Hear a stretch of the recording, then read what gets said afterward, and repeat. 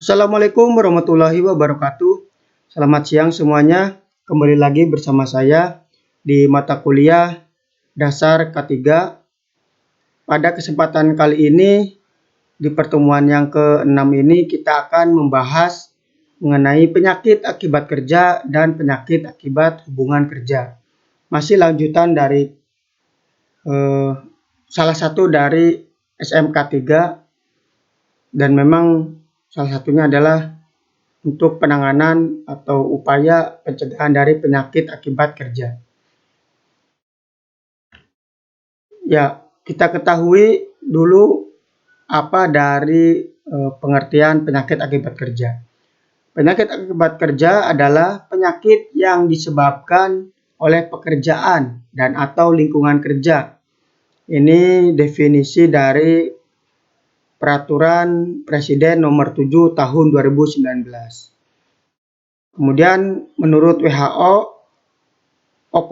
occupational disease yaitu keterkaitan dengan faktor penyebab spesifik dalam pekerjaan. Sepenuhnya dipastikan dan faktor tersebut dapat diidentifikasi, diukur, dan dikendalikan. Nah, adapun untuk penyakit akibat hubungan kerja.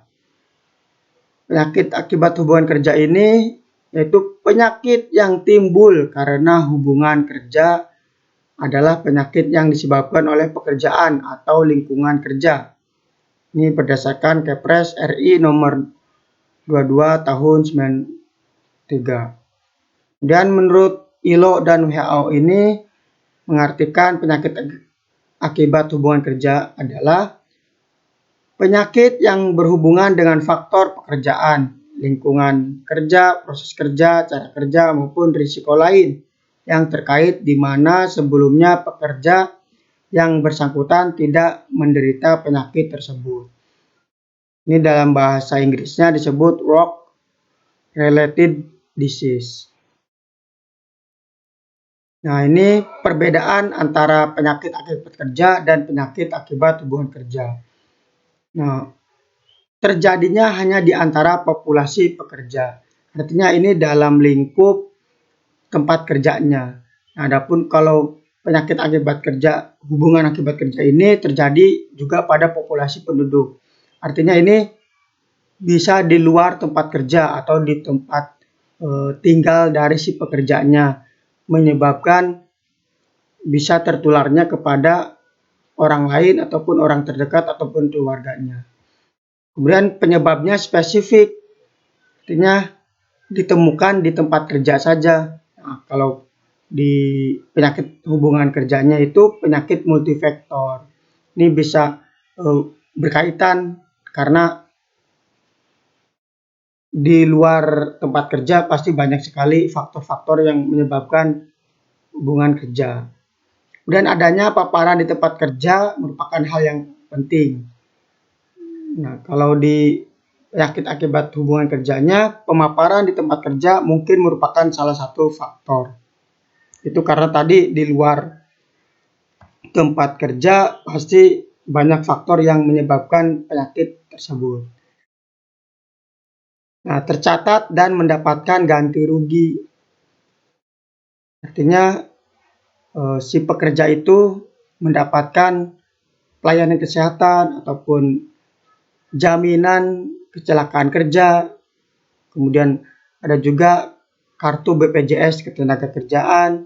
Nah, kalau penyakit akibat hubungan kerja ini mungkin tercatat dan mungkin dapat ganti rugi. Ini mungkin ya, artinya bisa diklaim ke pelayanan kesehatan, bahkan tidak sama sekali. Ini tergantung dari penyakit akibat hubungan kerjanya, termasuk ke kartu BPJS Ketenagakerjaan atau tidak. Nah, seperti itu. Makanya di sini mungkin tercatat dan mungkin dapat ganti rugi. Seperti itu.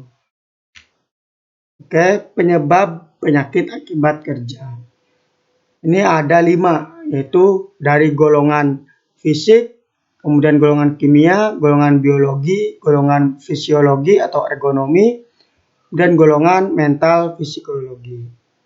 Oke, kita urai satu persatu.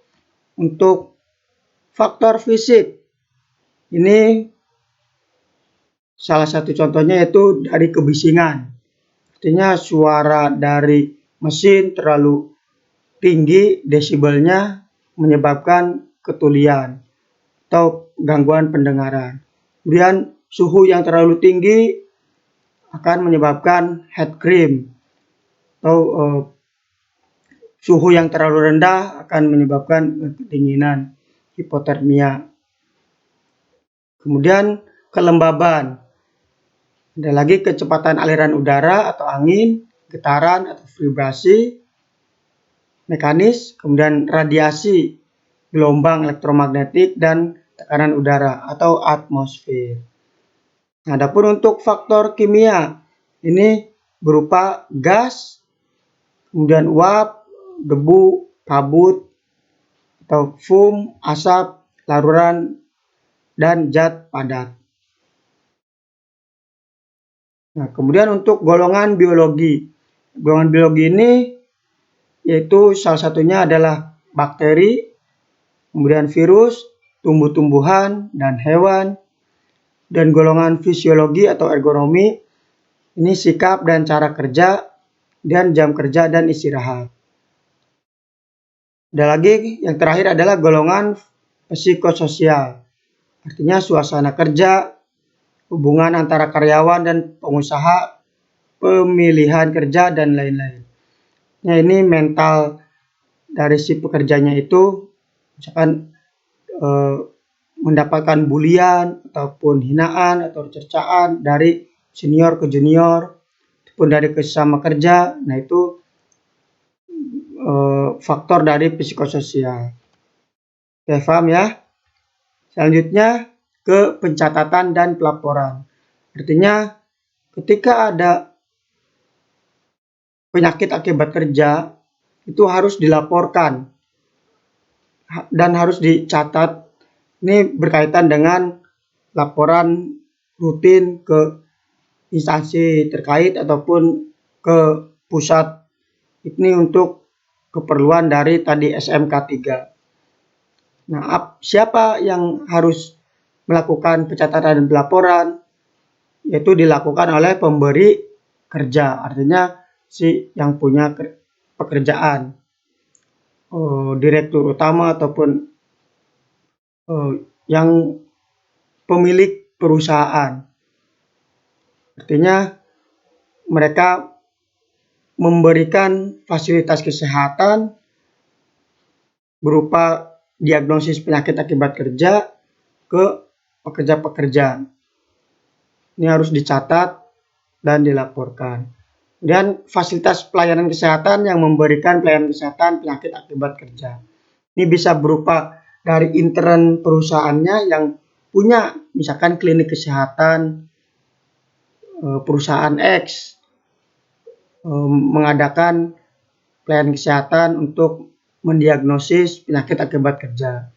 Bisa juga bekerja sama dengan klinik ataupun pelayanan kesehatan lainnya dari pihak ketiga untuk melakukan pelayanan kesehatan penyakit akibat kerja. Kemudian ada dari pihak pemerintah. Pemerintah di sini baik instansi pusat dan instansi daerah yang menyelenggarakan urusan pemerintahan di bidang ketenagakerjaan. Nah, ini biasanya kalau ketenagakerjaan yaitu Kemenaker bisa mendiagnosis, melakukan pelayanan kesehatan penyakit akibat kerja. Adapun juga dari instansi atau instansi pusat atau dan instansi daerah yang menyelenggarakan urusan pemerintahan di bidang kesehatan. Ini bisa dari Kemenkes, dari Dinkes, ataupun dari puskesmas, ataupun dari klinik-klinik yang dari pemerintah. Oke, itu ya untuk yang melakukan pencatatan dan pelaporan.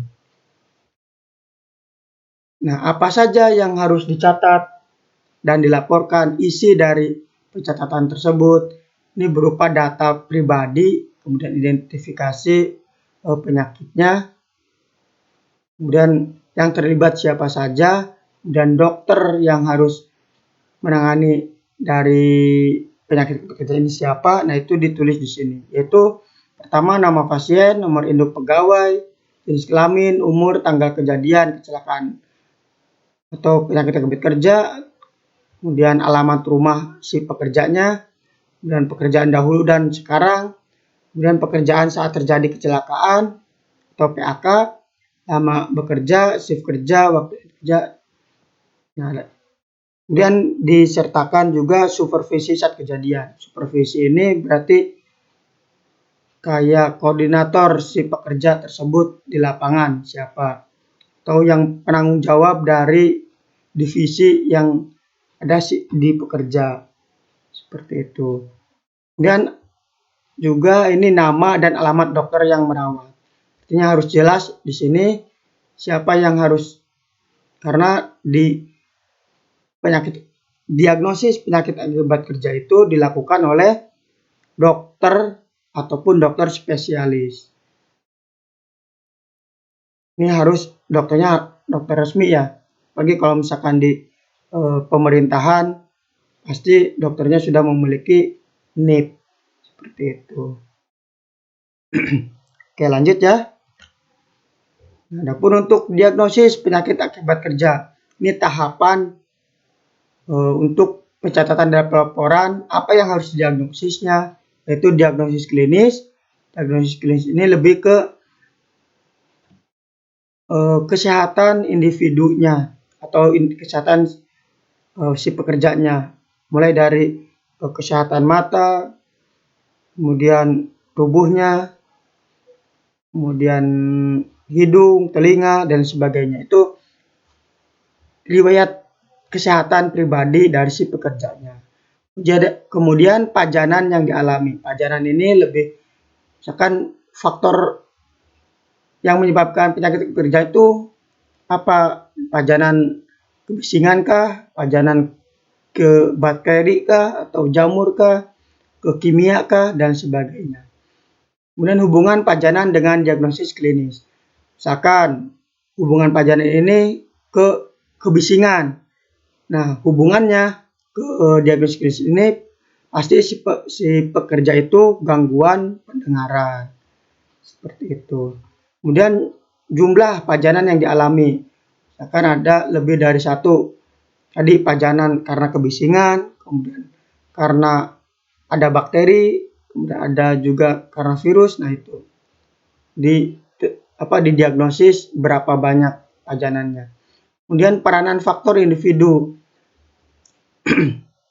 Ini berupa genetik, artinya bawaan dari si pekerjanya, dan juga bisa ke bawaan ataupun tertular dari lingkungan di rumahnya, kemudian dibawa ke lingkungan kerja. Dan faktor lain di luar pekerjaan. Nah, ini bisa berhubungan dengan tadi apakah di keluarganya ada penyakit lain, atau di teman kerjanya tertularkah, dan sebagainya. Dan diagnosis PAK atau bukan PAK. Artinya ditentukan dari rincian diagnosis yang dilakukan, ini termasuk PAK atau bukan PAK. Dan ditentukannya tadi oleh dokter ataupun dokter spesialis. Nah, ini wajib dan harus diagnosis menderita penyakit akibat kerja ini berdasarkan surat keterangan dokter atau dokter spesialis. Makanya ini perlu sekali surat keterangan dokter atau dokter spesialis ini untuk memutuskan bahwa pekerja tersebut adalah penyakit akibat kerja ataupun penyakit hubungan akibat kerja. Biar apa? Nanti berkaitan dengan jaminan kecelakaan kerja, atau nanti bisa di cover dari kartu BPJS Ketenagakerjaannya. Nah, adapun di sini jaminan kecelakaan kerja atau JKK adalah manfaat berupa uang tunai dan atau pelayanan kesehatan yang diberikan pada saat serta mengalami kecelakaan kerja atau penyakit yang disebabkan oleh lingkungan kerja. Nah, nantinya ini bisa manfaat ini berupa uang tunai ataupun pelayanan kesehatan yang diberikan sesuai dengan prosedur JKK-nya. Nah, kemudian pekerja yang didiagnosis menderita penyakit akibat kerja berdasarkan surat keterangan dokter berhak atas manfaat JKK meskipun hubungan kerja telah berakhir. Nah, jadi ketika si pekerja tersebut menderita penyakit akibat kerja, kemudian sudah terbukti dari surat keterangan dokter, maka bisa diklaim JKK-nya walaupun hubungan kerjanya telah berakhir. Nah, adapun untuk diberikan apabila penyakit akibat kerja timbul dalam jangka waktu paling lama 3 tahun terhitung sejak hubungan kerja berakhir. Artinya maksimal 3 tahun kalau misalkan si pekerja tersebut berhenti. Itu masih bisa di-cover, masih bisa diklaim dari si manfaat JKK-nya.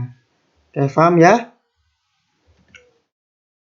Nah, untuk jenis penyakit akibat kerjanya, ini sudah diatur dalam Perpres nomor 7 tahun 2019 tentang penyakit akibat kerja. Ini jenis penyakit akibat kerja ini ada 4, yaitu yang disebabkan pajanan faktor yang timbul dari aktivitas pekerjaan. Dan berdasarkan sistem target organ, dan kanker akibat kerja, dan spesifik lainnya.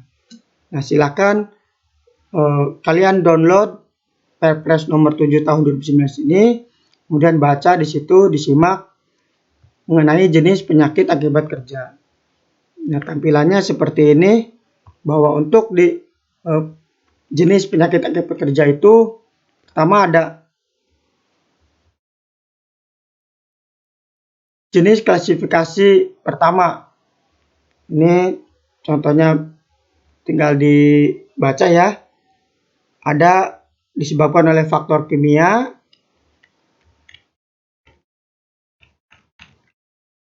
ada banyak, ini 39 penyakit yang disebabkan oleh faktor kimia. Kemudian penyakit yang disebabkan oleh faktor fisika yang tadi dijelaskan dari kebisingan, radiasi. Nah, ini disebabkan oleh faktor fisika ini ada 7 penyakit. Kemudian disebabkan oleh biologi, faktor biologi. Nah, berupa virus ataupun jamur atau parasit. Nah, di sini ada 9 penyakit yang disebabkan oleh faktor biologi. Kemudian untuk penyakit berdasarkan sistem target organ. Nah, berupa penyakit saluran pernafasan, kemudian penyakit kulit, penyakit otot dan kerangka. Ada lagi untuk gangguan mental dan perilaku. Nah, adapun untuk penyakit kanker akibat kerja, ini ada 8 jenis penyakitnya, tinggal dibaca ya. Dan yang terakhir adalah penyakit spesifik lainnya. Artinya ini penyakit yang disebabkan oleh pekerjaan atau proses kerja, di mana penyakit tersebut ada hubungan langsung antara paparan dengan penyakit yang dialami oleh pekerja yang diberikan secara ilmiah dengan menggunakan metode yang tepat. Contoh penyakit spesifik lainnya yaitu nistagmus pada penambang. Ini salah satu contohnya. Oke, ya itu untuk pertemuan kali ini. Kita lanjut ke slide-nya.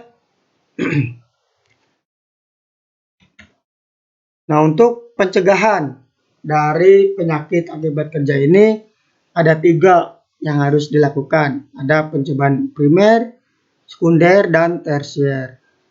Adapun untuk pencegahan primer atau health promotion ini dilakukan Pertama, perilaku kesehatan. Artinya ada PHBS di tempat kerja. Itu biasanya yang pasti harus dilakukan, PHBS di tempat kerja. Kemudian faktor bahaya di tempat kerja. Yang kemarin sudah dijelaskan ya.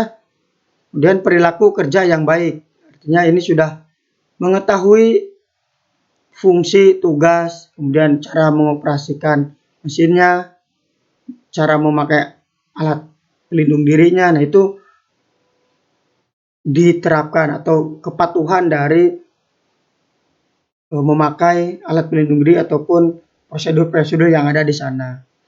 Kemudian melakukan olahraga. Kemudian yang kelima adalah gizi. Gizi ini penting sekali, misalkan untuk pola makannya. Ini harus teratur dan kemudian penuh gizi seimbang. Walaupun untuk di kantin-kantin tempat kerja pasti biasanya sudah ada porsi khususnya untuk penanganan gizi ini. Oke, selanjutnya yaitu pencegahan sekunder atau specific protection. Ini lebih ke pengendalian melalui perundang-undangan. Artinya ini sudah masuknya ke stakeholder yang berkaitan dengan kebijakan peraturan-peraturan undang-undangan. Misalkan ke Kementerian Ketenagakerjaan atau Kementerian Kesehatan atau keputusan presiden, peraturan presiden, undang-undang ketenagakerjaan. Nah, itu perlu di pengendalian. Dan pengendalian administratif atau organisasi. Ini biasanya di intern dari perusahaannya bisa berupa rotasi atau pembatasan jam, shift kerja. Itu bisa dilakukan biar tidak terforsir ataupun mekanisme shift kerjanya biar lebih enak. Seperti itu. Kemudian pengendalian teknis. Ini seperti substitusi, isolasi, alat pelindung diri. Kemudian yang keempat adalah pengendalian jalur kesehatan imunisasi. Oke, yang terakhir yaitu pencegahan tersier. Itu melakukan pertama pemeriksaan kesehatan prakerja.